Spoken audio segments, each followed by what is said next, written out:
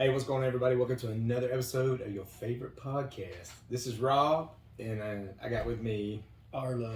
And you're listening to Cigar Stories B98.5. Hey, ladies. What do you got? Not on camera, not on mic, but Cousin Johnny's manning the video episode. We appreciate We're gonna pop his cherry. We are. We appreciate Cousin Johnny. Yeah, that's what we're going with. Been here tonight. So take a seat. It's good to see you as always. So. Before we get He's started, not in a wheelchair though. We finally upgraded him to a four-legged walker. So, Johnny Walker Got his own tennis ball. Yes. Made out of We crown can just royal keep that bags. damn dog stop chewing on the bottom of it when he's trying to walk. Be a lot better off. So, before we get started, we've been having our issues with Instagram, back and forth, nonsense. Just so happens they might be in a little bit of trouble, and our podcast wasn't the reason that caused it. So. Who's the lady that I think we both follow her? She is like Johnny on the spot with up-to-date stuff? Yes. Which means she probably will get suicided in the near future? Probably so, but She lives in a bunker way down somewhere. Usually she's like right there on my feed, and of course, now that I want to talk about her, she's not. She's dead. Well, she's dead now, so. The real Toria Brooke, maybe? Could be. Let's see. But yeah, I know she's on it. Like every single thing that pops up, like she's got, I don't know where she gets her information from. Yes, it's her, real Toria Brooke. Yeah. She is like Johnny on the spot. I don't know. She has her finger on the pulse. Right. Well, she has one. She is also followed by Rebecca Rockenhouse and the guy that I brag about from Sean Ryan's podcast. I cannot think of his name. His handle's Valor for Us. The one that I taught, the 6-hour podcast, and that's the one that did holistic medicine. I gotcha. Like yeah. I cannot think of his name. But anyway, she is, and she's not like maybe 100 pounds, 5'1". She's a Hellcat now when it comes to calling people out for their bullshit. And she had a post today talking about the Instagram stuff. It says, funny, I've been put on warning. Probation, warnings, everything. Like but they can't just get to the spider's web. Yeah. So if you don't, you will, by the time this podcast comes out, you will know Instagram's been hiding all this this child trafficking porn, these porn trafficking for child pornography. They've just been hiding it all. Well, let's just be honest. It's meta. It's not Facebook. True. It's not hiding it either, because they're so blatant with it that they actually have menus to where people, perverts and sickos, can go in and request what they want to look at, and then they have like, what is it we said that there was 35,000 images downloaded daily, child pornography downloaded daily. The 1st of May of this year, 300 kids were found dead in Texas. And basically the shoe's about to fall on that whole cover-up. So is that maybe some of those kids that went missing? Some of those kids that went missing during the... And I know we've got a lot of people out there that Child Protective Services have stepped up for. We're not talking about those. It's like any other profession. You only hear about the bad ones. Right. We covered Jessica Van Zant on Mysterious Brews, and CPS down there in LaGrange. They were Johnny on the spot. Had a plan in place, got grandmother the plan. Little girl had to spend 2 weeks with a foster parent, but grandmother got her. She dotted all the I's.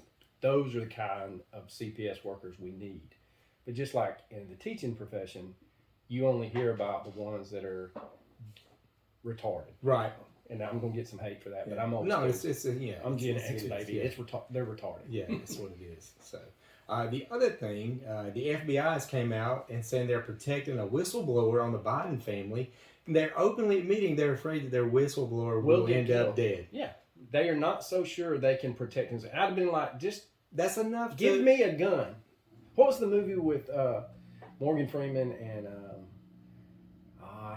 damn it. 7? No, not that old. Shit. Ryan Reynolds, where Ryan Reynolds is a CIA agent. And he's got transfer. I know. Like, man, I just crunch numbers. Just give me a gun and take these fucking cuffs off me. Yeah. I know what you're saying. Oh yeah, I was talking about Andy Dufresne. No, I'm not. Have you seen that conspiracy theory? I have not. Jimi Hendrix dies. Oh, I did see that. And Morgan Freeman comes into the acting. Is he left-handed? I don't know. Can he play voodoo child? I don't know. They probably both sing shitty. Yeah, because Jimmy wasn't known for his vocals. No, he wasn't. Morgan Freeman, however, can talk the pants off anybody. He could Put me to sleep too. I'm pretty much in a pair of underwear right now thinking about it. So. And then the last thing, apparently Canada is on fire. And have you seen the video in They're New York? coming out. Well, New York and New Jersey both look like Iraq in 2004 with all the desert storms. Yeah. Or the desert storms. Yeah, Not yeah. desert storm, Yeah. but the sandstorms. Yeah.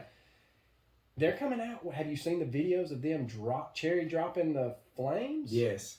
And that's what a lady from Canada said. She goes, y'all, this would have been more believable last year when every forest I drove by was yellow. We are not in a drought. They are lush and green. You've been lying. And they're saying they're back burning them, but it again, nothing adds up. So the latest one, and it may have been that Rockin' House page, she said, do not let them use this to lock you in your home. Makes you wonder. Makes you wonder. It's insane, dude. But yeah, the picture of the Brooklyn Bridge, you can't see the other side of it. Yeah, it is And eerie. eerie It's orange. yeah. Yeah, it's really bizarre. But Justin Trudeau, he's beefed up security at all the pride marches in Canada just in case. I mean, you got to keep them safe. You got to keep them safe And our priorities. from themselves. So yeah, priorities, baby, priorities. Speaking of priorities, on today's What the Florida? A Florida man accidentally shoots his significant other to death during foreplay. I probably could have used that a time or two. If he gets away with it, I'm really going to be mad at myself. A man in Valrico, Florida is facing manslaughter charges after deputies said he accidentally, air quotes, kills a woman during an act of foreplay on Sunday. How did he? No, he didn't put it in there for JJ, did he? Let's get there. Let's see. No, it's upper body. So, man, I almost didn't want to read it anymore. I was like, you can just stop there.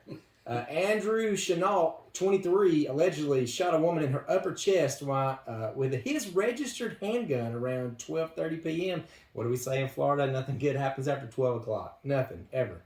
The two were engaged in an act of foreplay involving a gun, deputy said. Were they playing Mr. and Mrs. Smith? I guess. Maybe. Hey, baby, I don't know. can you come here? Deadpool. The woman in her 20s was taken to Brandon Regional Hospital, where she later succumbed to her injuries. Chenault was charged with manslaughter with a weapon. On Friday, he was booked into the Orient Road jailhouse on a $50,000 bond. Fellas, you gotta make sure the safety's on if y'all gonna play around like that. I don't get it. At what point? I mean, let's just be honest. He just shot her, and he's like, "Well, we were, touching tips. She bit me. She bit me, and I shot her. I sneezed and shot her in the chest." I hit a bump. So, Is there a sign in my yard? I haven't seen one. I have seen that lady across the street chain smoke a carton of cigs between going to the high school and back to my house, though.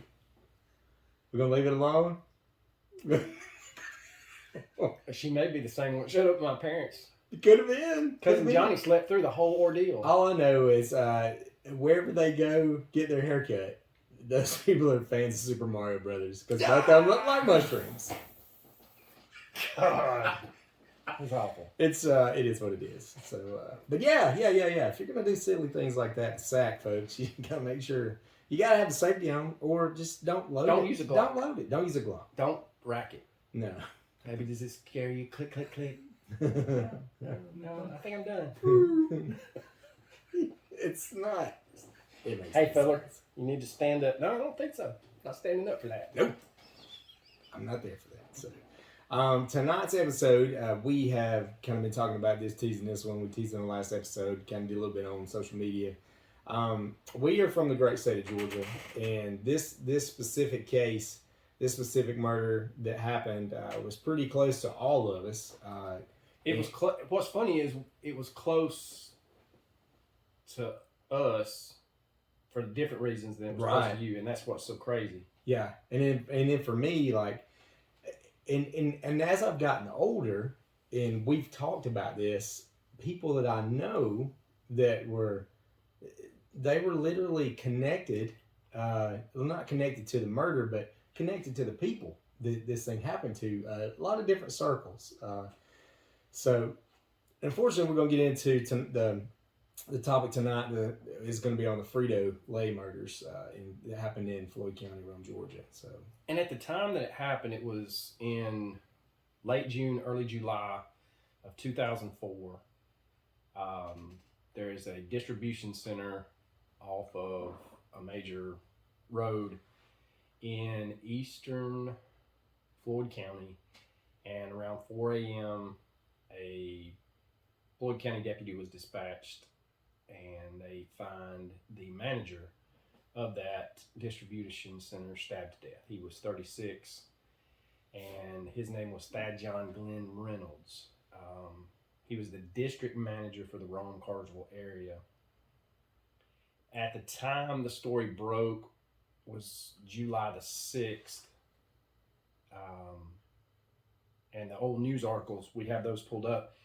At that time, there was no suspects and there was no apparent motive in the first headline. right. They had initially thought that somebody was there to rob him. Yes. And then the perpetrator got spooked, thought that there was another employee there, and ran off and left. Yeah, and Sergeant Dallas Battles was the first on scene, and he said that there remains a remote possibility for murder, although nothing was apparently missing from the scene.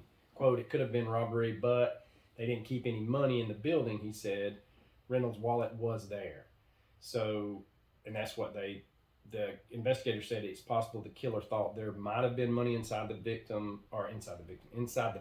but the victim was pronounced dead at 6:27 a.m. that morning. No, I know I do get upset when all the Doritos get ate in the house, but I ain't trying to. Yeah, I'm not trying to get wild. No. About it. So it says that it looks like first reports quote there was a scuffle outside and inside. The weapon was not recovered, but it is believed to be a knife. So he was attacked. They believed around 4 a.m. He was not found until 6, and authorities were dispatched then. They did find at that time a sheath to a hunting knife near Mr. Reynolds' car, which was a red minivan.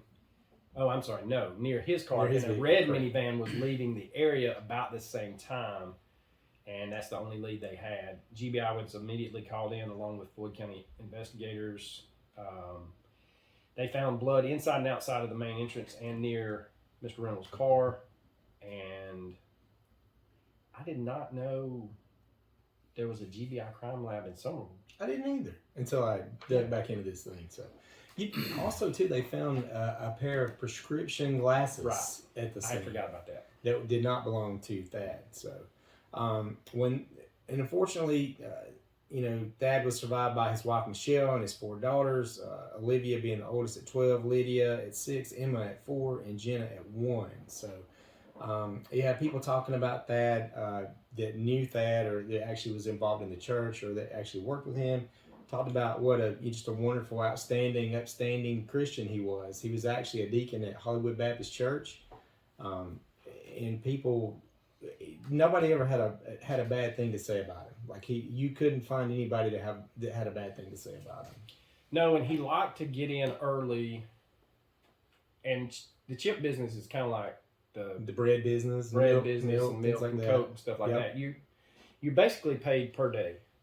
So if it takes you 10 hours, you ain't making shit. Right. So Thad figured out if I go in early, I can get all this done and I can be home at an early time and still have time. Spend time on my family. Yeah, it's family man. So. And so basically the call goes out that anybody driving by the Frito Lay distribution center between the hours of 4 and 6, please call the Floyd County Police.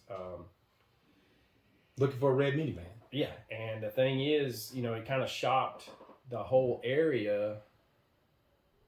It was,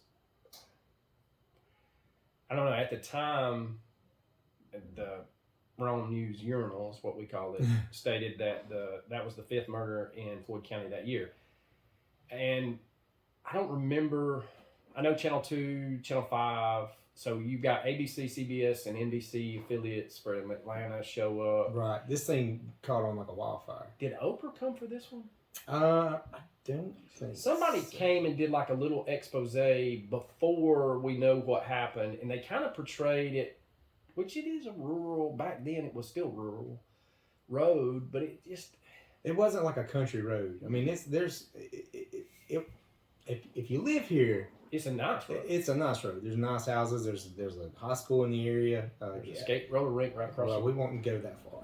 So, but that thing is packed out on Sundays and yeah, Saturdays, and they got some kind of league. Late skate, son. Sunday or girls with jerseys and numbers on. Yeah, roller derby. Yeah. Now these were little girls. Yeah, you got kids that do It's a league. Yeah, it's wild. So, but when we started looking at all that, they started looking for this red minivan. Well, everybody that goes to the church, everybody at Hollywood Baptist Church is like, oh, it's a red minivan. That's an awful lot like Scotty Harper, the family pastor, has a red minivan. And also then, at that point, all these little, like, y'all know when some shit's going on between people, but everybody just kind of like talks about it, especially in a town like Rome. All that stuff gets filtered around. But nobody ever really puts it, like, well, it's just hearsay, it's people saying stuff. Well, once this happened and they start looking for this red minivan, they said, well, Scotty has a red minivan. And we all know in this area that Thad's wife and Scotty have kind of been stepping out on each other. Yeah, it starts, so he was murdered on July the 6th. The next article that is basically there, it doesn't come out until October, but there's a lot of chatter between August, September, and that's the thing. It starts coming out that there is an apparent love triangle.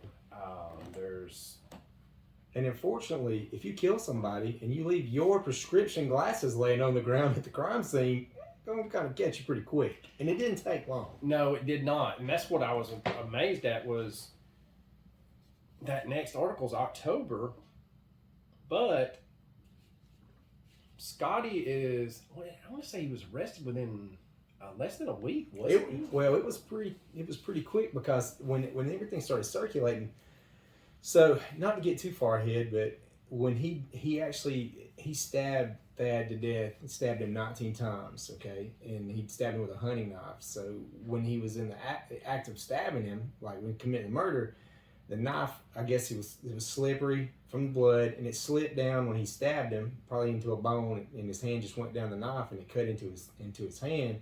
He had to go to the ER, which he worked at Floyd Hospital, so he had to go to the ER. IT department. Right, so he had to go to the ER that morning and get sewed up, and then little did we know, later we found out that he had his clothes that he wore as he committed this murder. He had them balled up, and I think he had them stuck in a. He put them in put them in a trash bag with the knife. Okay. And then hid the trash bag in the ceiling of the server room. Yes. And from what I have seen and just going over, remembering, I did not rewatch the Dateline, and we'll get into why later. Right. But he was not the. I want to say he came in and somebody in his office was already there. Yeah. In the IT department. They said he was back. He was like, man, I cut my hand this morning fixing breakfast. They were like, dude, you need to go get stitches. That thing's nasty. Yeah, what the hell? And then he would, but the thing is, he wouldn't go get stitches until he had to go. I got to check on the server. Check on the server. Well, there's alarm bells going off everywhere. Yeah, everybody's like, man, he's acting really crazy. And that's the thing. He drew a lot of attention to himself, and the timeline's not coming up, but it's the oddest thing with that. They get he didn't have his glasses. Mm-hmm. That was another thing. And then I want to say within 24 hours, the rumor mill that was on the west side of the county really rolling was stating, hey, he was infatuated with Thad's wife. Right. And I'm like, what? Yeah. And so then the shoe starts falling. And that's what I can't understand. As horse shit of a newspaper as the Rome News Tribune is, I cannot believe that that's the next article. But it probably isn't. And they archive about as well as every other small town newspaper. Yeah. That's what we'll go back to too, is the thing that, the hearsay. It's all the hearsay. Well, it really starts coming out everywhere. There's people coming out giving accounts of seeing them out in public multiple times, multiple places. There's people saying that they see them coming in and out of hotels like multiple times, multiple places. So people start putting two and two together on this thing. And not only has this man been stabbed to death, stabbed 19 times, and we all know that when somebody is stabbed to death, that is an act of rage. That is one of the worst ways to murder somebody. And it is a love or scorn type of murder. We just covered a young man in Mooresville, North Carolina. He was shot with 2 different weapons and stabbed 20-something times, and they have no suspects. That's why we covered it. But that screams a personal connection. Yeah. It's not like a random act of violence. If he's coming in there, say that he's coming in there to get, he thinks there's money there. Well, he'll cut him or stab him to get him out of the way. Sure. He's or not make him stab, talk. Yeah, or not he's not just going to to stab kill him him. 19 times. Right. Unless he's just a damn crazy cracked out or something. serial killer. But it's just, I don't know. You're right though. Authorities start uncovering. Excuse me. No, you're good. They get cell phone records, and there's And voice man, messages. Here we go. There's voice messages. There's voicemail There's messages, voice messages all over that thing. and they were going to go. We gotta laugh at some things, Yeah, because this is pretty shitty. it is. It's a terrible thing. Terrible. The thing that they hung up on that I remember in the Dateline episode was something. Was it Portland or Seattle? They were going. That was their pillow talk. That was where they were going to end up. Yeah, they were spend going the rest of their take life. his kids and her kids, and they were going to all go to somewhere, Seattle or Portland. Yeah, And I don't think they had and ever. live in a tent. Because Probably. that's what you do now. I mean, Probably. Don't shave. Don't shave. Don't bathe. Shit on the sidewalk. It's cool. Break your needle off in the arm. But I don't think they had any tie. Like they had never been out there on a church retreat. No. It was just this random Shangri-La thing in their heads, and that was the pillow talk. And so a little backstory, we get into Thad's wife, Michelle, and early on, they were high school sweethearts, Yep. and they had I don't know, I guess your storybook sweetheart story. And That's what you would have thought. right. And then it starts coming out when, unfortunately, that there was a lot of problems early on, and it's not that I need to be careful here. I'll say it. Well, no, she was stage 5 cleaner. Yes. But were they married before? They were not married yet. They were engaged? They were dating. Okay. So yeah. And he was like red flags were popping up. yeah, and I think that he was getting some counseling from another person that he worked at another place, not Frito-Lay, and he kind of had told the gentleman or to the person that he wasn't really sure if this was a good idea. Yeah, if he wanted to go through with it. Yeah, and unfortunately, well, not unfortunately, but things happen, and she ends up getting pregnant, and so he does the honorable things. What you do in the South, you get married and make it right, make an honest woman of her. So, and he did, and then from the outside looking in, it was a picturesque little relationship. They had 4 beautiful blonde-headed children. now they did get divorced. That's right. They did divorce. They divorced between the 3rd one and the 4th one. Child, I'm sorry. I hate to be, and it's not that I'm trying to be cold. Insensitive. Yeah, we're not trying to be insensitive about that at all. So they have their first child, and then they have 6 years later they have their second. 2 years later they have their third, and I believe it was after the 3rd that they did separate, Mm-hmm. and then they ended up getting remarried again. I think in '97. Was that correct? it That's may have what I been saw. 93, 97, Yeah. somewhere in there. it may have been 97, and then the last child comes into play. The bad thing is when it happened, The oldest one's about the only one that remembers her dad. Mm-hmm. The second child was 6 at the time, so some memories, but the younger two, And 4 and 1. yeah, the 1-year-old never really knew. And the bad thing is, he was very active in the community. He was very active in those girls' lives. They played sports. He was, He was an helping acting coach. chaplain at Redmond Hospital too. I mean, he was involved in the community for sure. And a lot of things, when it first came out, you couldn't find anybody to say anything bad about him. He was a stand-up guy. I mean, he wasn't abusive. He didn't come home late. He wasn't a drinker. Those kind of things. Mm-hmm. And so it was a shock. And so basically in October is when October 1st, Richard Scotty Hopper pled guilty to, at that time, 4 years had passed by.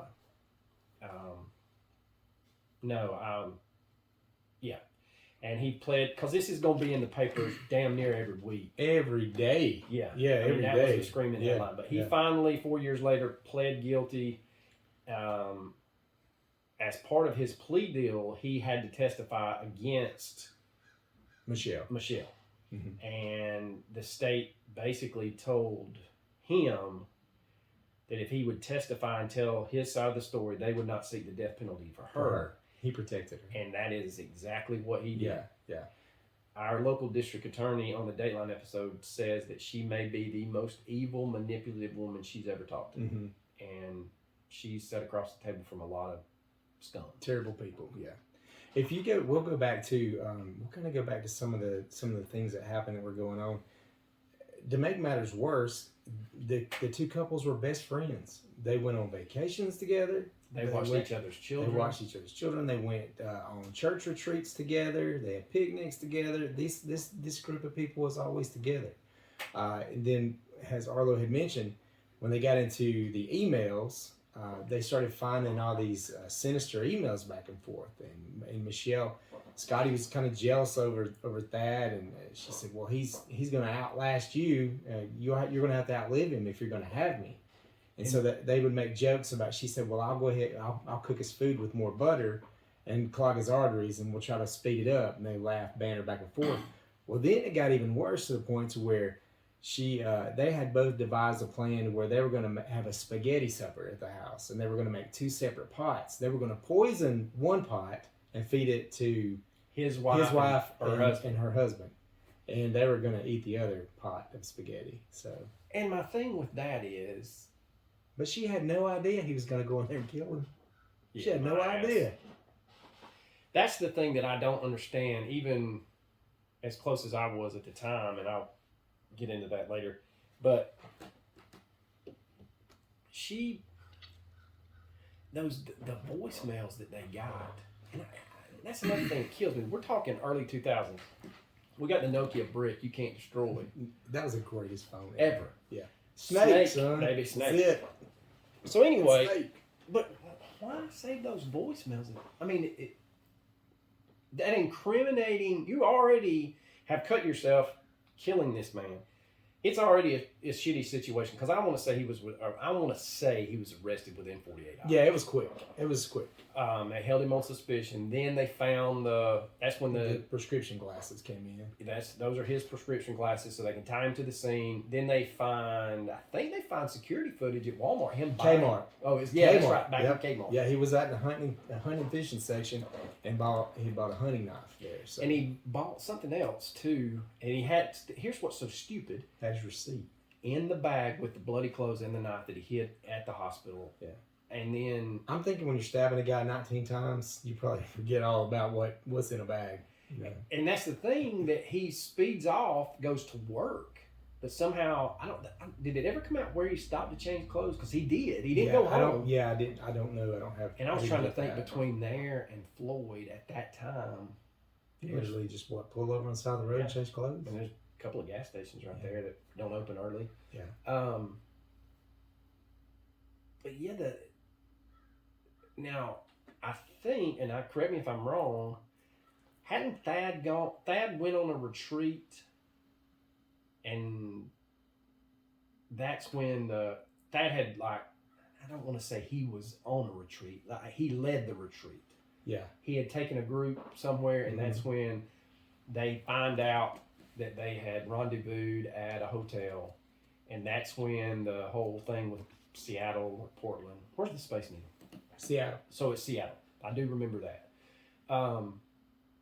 So they got this pillow talk. That's where the spaghetti dinner comes in, and then she never, in all the recordings that I remember, she never comes out and says, "Kill my husband." Super calculated. Very calculated, to be honest with you, like Black Widow calculated. Like, you would think this is not her first rodeo. Yeah, and then we'll even get to that point too, to where she actually started putting pressure on Harper. He had actually picked her up, and they went to behind the levee and parked, and was talking, and she literally asked him. She's like, "Are you just not going to do anything?" I mean, she was so upset with him that he had not moved forward in any kind of actions. Cousin Johnny gotta keep hydrated. Hydrate. It's important. But we gotta hydrate. It's important. But at that point, she kind of was giving him an ultimatum. She was like, "Either you're either gonna do this or it's over. We're just done with each other."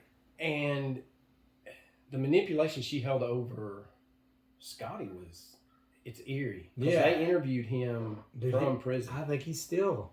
I think he's still dying. What? They had Cousin Johnny mentioned something about fireworks. Yes. Or something. So I don't know. Sunshine. Rainbows. Sunshine. They do arrest her, and that's what nobody understands is I came in on I didn't know Thad, I didn't know Michelle, I didn't know any of the players. Unfortunately, I got to know the family through the daughters. I taught the oldest one, and she, going through high school, every major event in that young lady's life, whether it was she played basketball, she had a Coached her. outstanding game, and she every time something major in her life was positive, the next day there was a headline. Yeah. In the case, and so she's such a sweet little girl. She, everybody says she's a spitting image of her daddy, and personality-wise too.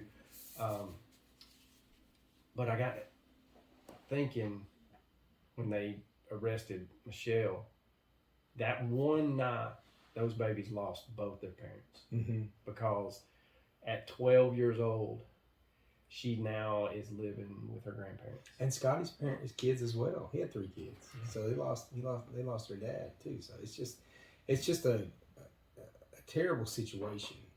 But it's just sinister. The more you get into it, the whole story of they would go on youth mission trips. I guess, like, you know how, like, if you live in Georgia, you went to a youth trip in Florida, or you went to a youth trip in the mountains. That's just the 2 places that you go. You went to Panama City, on the other side of Panama City where the old folks lived. Yeah, where nothing fun was going on. Or you went to Gatlinburg. Yep.